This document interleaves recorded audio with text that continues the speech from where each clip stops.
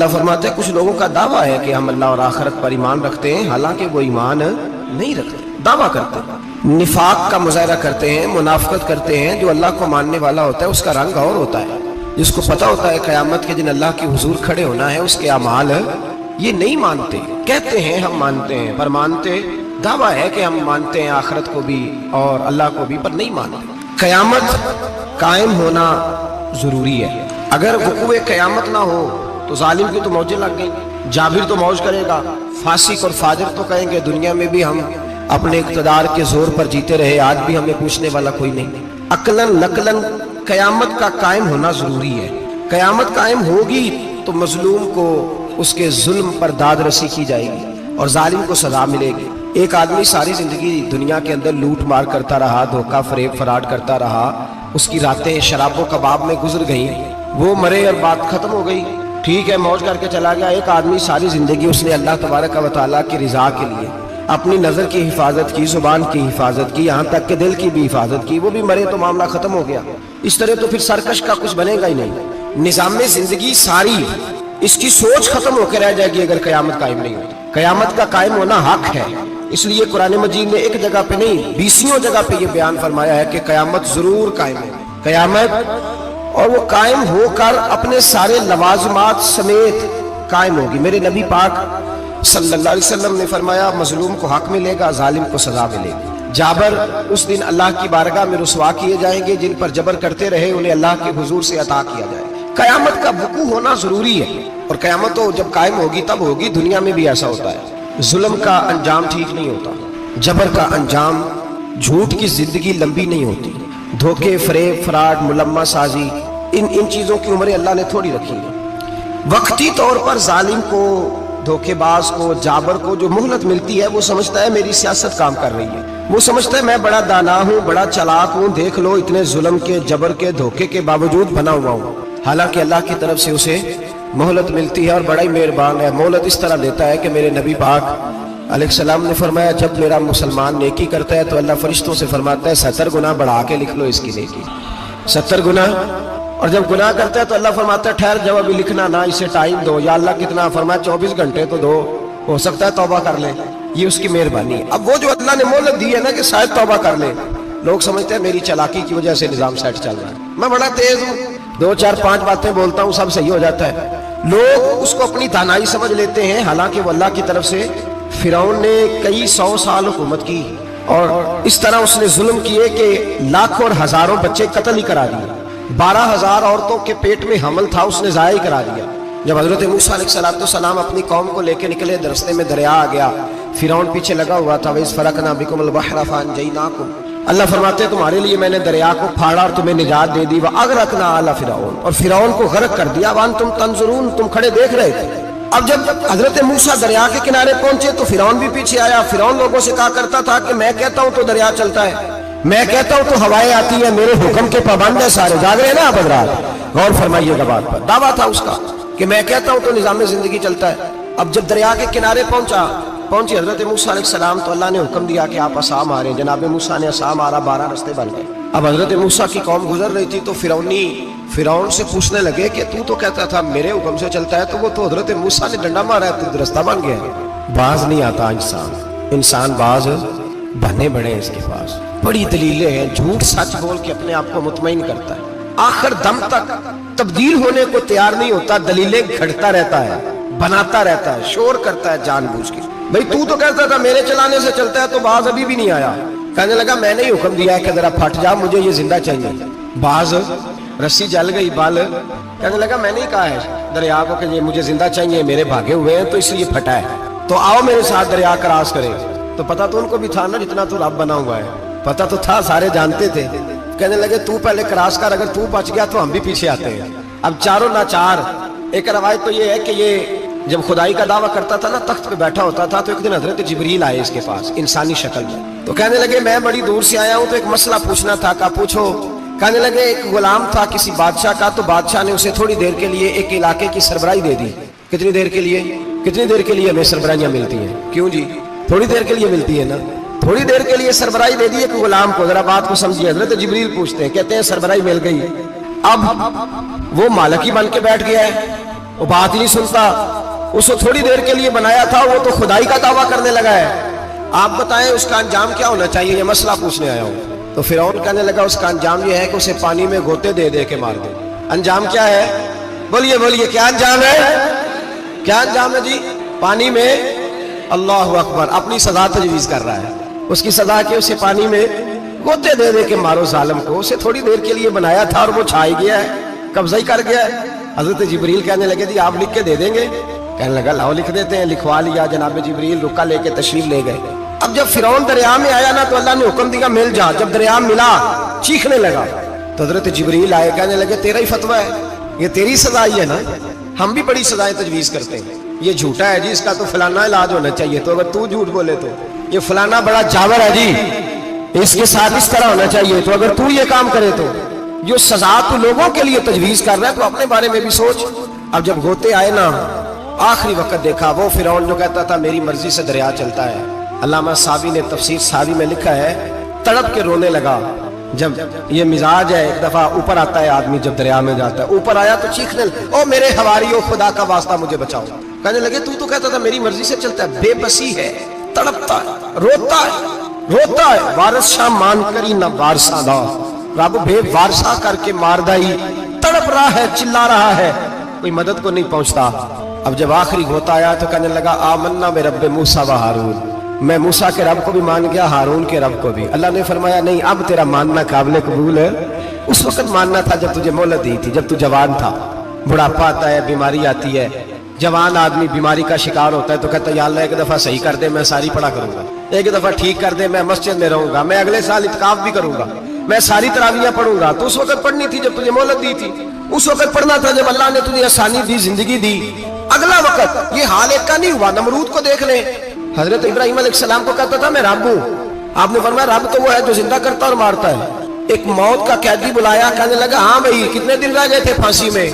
कहने लगा जी परसों होनी थी। कहा जा तुझे आजाद किया, लो मैं भी जिंदगी देता हूँ। एक बेगुनाह आदमी को पकड़ के कत्ल कर दिया, कहता मैं भी मारता हूँ। हजरत इब्राहिम अलैहिस्सलाम कहने लगे तू तो बेवकूफों जैसी दलीलें दे रहा है, चल इस तरह कर, मेरा रब सूरज मशरक से निकालता है, तू अगर रब है तो मगरिब से निकाल के दिखा। अब दलील का जवाब कोई नहीं था तो कहने लगा पकड़ो और आग में डाल दो। अल्लाह के नबी को आग में डालने वाला, यहाँ एक मच्छर बैठा है, 400 साल हुकूमत की और खुदाई का दावा किया। यहाँ मच्छर बैठा था, छींक आई तो मच्छर अंदर चला गया। पहले दरबार का अदब ये था कि जो आए सजदा करे। अब उसके सर पे कोई चीज मारता था तो उसे सुकून होता था, मच्छर थोड़ी देर के लिए उसका दिमाग छोड़ता था। ओ भाई ये इस धरती पे अल्लाह ने लोगों को नजारे दिखाए और हमें समझाने के लिए दिखाए। हमें तफक्कुर की, गौर की दावत दी कि देख लेना, अपने अमल को परखना। तुम्हारे अमल हजरत मूसा के फरमाबरदारों जैसे हैं, जनाब इब्राहिम के फरमाबरदारों जैसे हैं, या बन के बैठ गए हो? अब दरबार का अदब ये है, बेबसी का ये हाल है कि जूते लटकते हैं दरबार में, जो आता है जूता खींचता है। और अदब ये है कि 10 जूते नमरूद के सर पे मारो, और 400 साल जूते लगते रहे। रोता था, जो आदमी आता था मिन्नतें करता था, कहता था कहीं से कोई दवाई मिल जाएगी। पागलों जैसी जिंदगी गुजारी, पागलों जैसी सख्त। वो तो हिसाब, वकूए क़यामत तो हिसाब होगा ही। यहाँ लोग पागल होके मरते हैं, माज़अल्लाह, नफ्सियाती मरीज होके मरते हैं। यहाँ आखिरी वक्त इतना सख्त आता है कि दुनिया मौत की दुआएं मांगती है। मेरे भाई जब इंसान जुल्म करता है तो भूल जाता है कि शायद मुझे पूछेगा कोई नहीं। जब वो ज्यादती करता है तो भूल जाता है। जब वो किसी का हक खाता है तो वो कहता है शायद इसका तो वारिस ही कोई नहीं जिसको मैं लूट रहा हूँ। लेकिन जब अल्लाह की पकड़ आती है, हज्जाज बिन यूसुफ जालिम था, उसने अच्छे काम भी किए थे।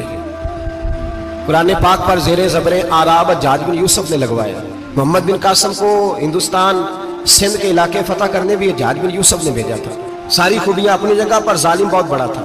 किसी आदमी ने उसके सामने कोने की तरफ मुंह करके साथ वाले से बात करनी तो कहने लगा मेरे खिलाफ किया, इसको ले जाओ, 2 टुकड़े करके वापस ले आओ। तूती बोलता है ना इक़्तिदार, जब किसी के हाथ इक़्तिदार होता है ना, वो चाहे एक घर का क्यों ना हो, वो 10 बंदे फैक्ट्री में काम करते हो और जो उनका मालिक होता है वो कहता मैं मालिक हूँ, मुझे मानो।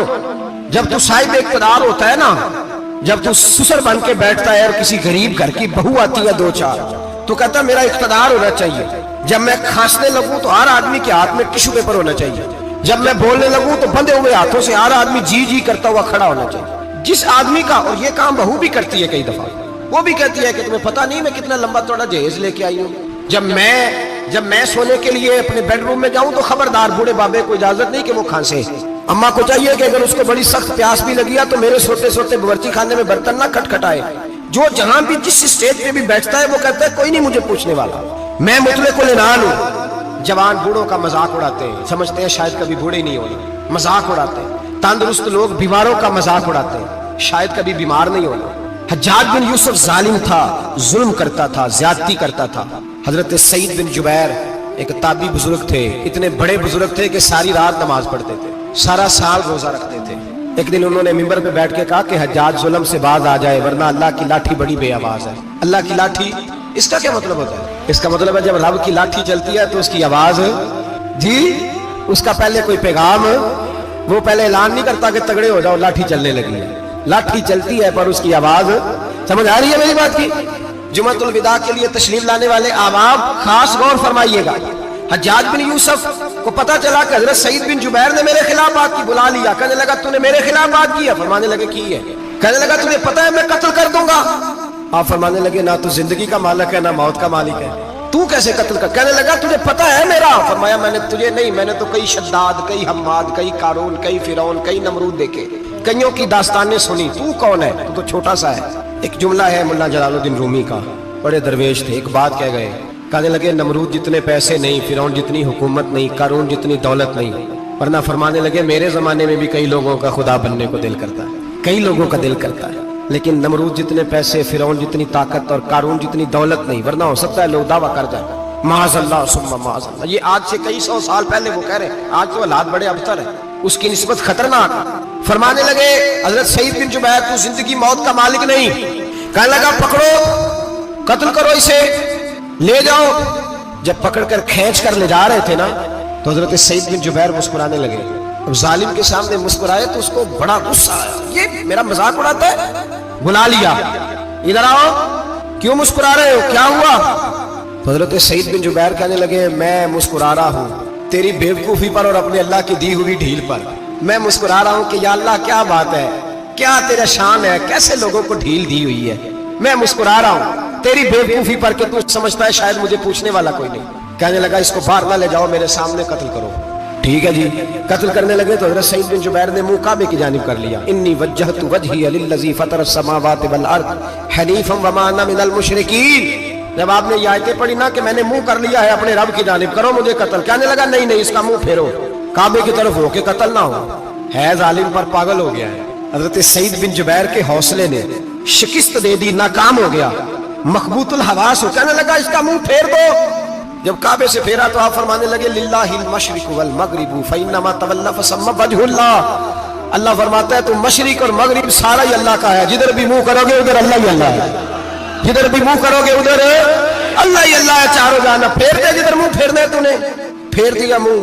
हजरत सईद बिन जुबैर के गले पे खंजर रखा तो आपने हाथ उठाए, कहने लगे ए अल्लाह मेरे बाद इसे किसी और पर मुसल्लत ना करना, मेरे बाद किसी और पर मुसल्लत ना, बस मैं आखिरी हूं। जब आप ज़िबा हुए तो इतना खून निकला, इतना खून निकला कि लोग कहते हैं जितना ऊंट के वजूद से निकलता, तर हो गया सारा उसका दरबार। एक समझदार आदमी को बुला के कहने लगा इतना खून मैंने बड़े बंदे कत्ल कराए हैं पर इतना खून नहीं निकला। तो वो कहने लगे लोग मर जाते, मरते वक्त डर जाते हैं, सहम जाते हैं, खून सुकड़ जाता है, लगता है ये शख्स जब दुनिया से गया है तो डट के गया है, ये डट के गया है दुनिया से। हज्जाज बिन यूसुफ रात को सोया तो तड़प के उठा, क्या हुआ? घर वाले कहने लगे क्या हुआ? कहने लगे सईद बिन जुबैर ख्वाब में आया और कहते हैं उठ मुझे बता तूने मुझे क्यों कत्ल किया, बता बता क्यों मारा। अगली रात फिर सोया तो वही ख्वाब, फिर सोया तो वही। गुनाह नफ्सियाती मरीज बना देता है, जुल्म तुझे मखबूतुल हवास कर देता है। जब तू ज्यादती करता है तो अल्लाह फरमाते हैं कि तू अल्लाह को भूलता है, अल्लाह तुझे अपना आप भुला देता है। फिर तू भूल जाता है, फिर तू सीधे रास्ते पे चलता है पर भटक जाता है, फिर तू सही रास्तों का ताय्युन करके भी गुमराह होता है, फिर तू रोज वही गाड़ी चलाता है पर अब जब तू ब्रेक लगाता है तो नहीं लगती। जब गुनाहों के साथ मखबूतुल हवास होता है तू रोज वो कारोबार करता है, लेकिन जब तेरे गुनाह तुझे घेर लेते हैं फिर उसी कारोबार में तू नुकसान उठाता है। हज्जाज बिन यूसुफ तड़पता है, रोता है, यहाँ तक कि बीमार हो गया, पेट में दर्द होती है, पता नहीं क्या हुआ, तकलीफ होती है, पता नहीं। सारे हकीम, तबीब, डॉक्टर कोई ना समझ सका कि बीमारी क्या है।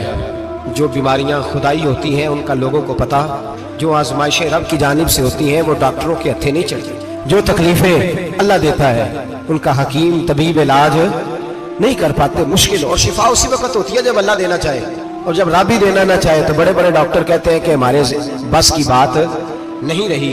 बगदाद से हकीम आए, पेट देखा, कहने लगे ना तेरे मैदे में कोई दिक्कत है, ना तेरे जिगर में, ना किसी और जगह, माजरा क्या है? एक आखिरी इलाज है, आखिरी। वो क्या?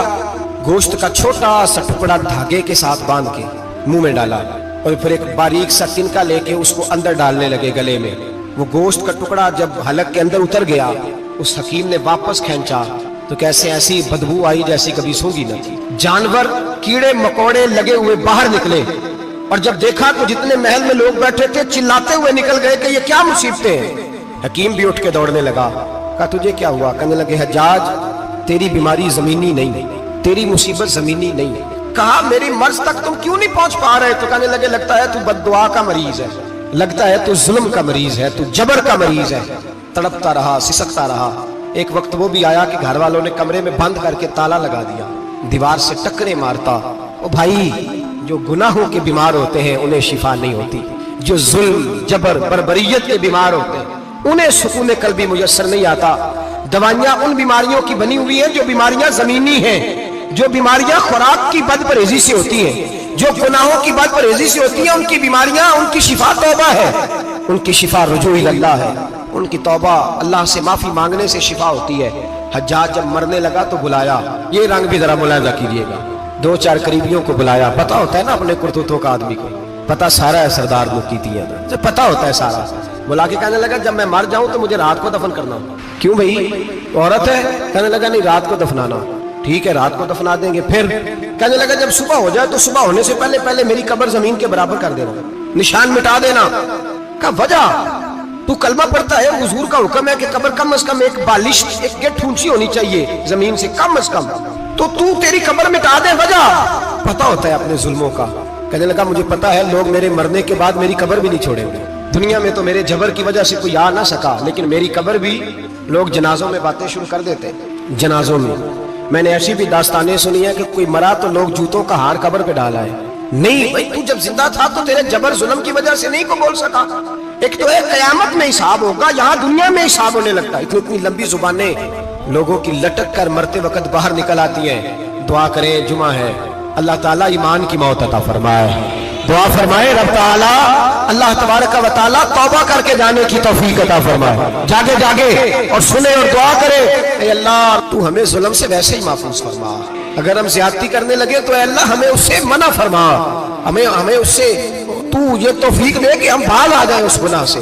मेरे भाई, एक तो दुनिया में सजा है, फिर कयामत की सजा है, और वो ज्यादा सख्त है, वो ज्यादा सख्त है। हम लोगों ने ना हीले बहाने बड़े बनाए हुए हैं। बैंक के साथ कारोबार करने वाला कहता है नहीं नहीं मजबूरन लिया है, मजबूरन। मर रहा था तू, आखिरी लम्हों में था तो जायज है, जायज है। उस वक्त जब तुझे खाने को लुकमा न लगे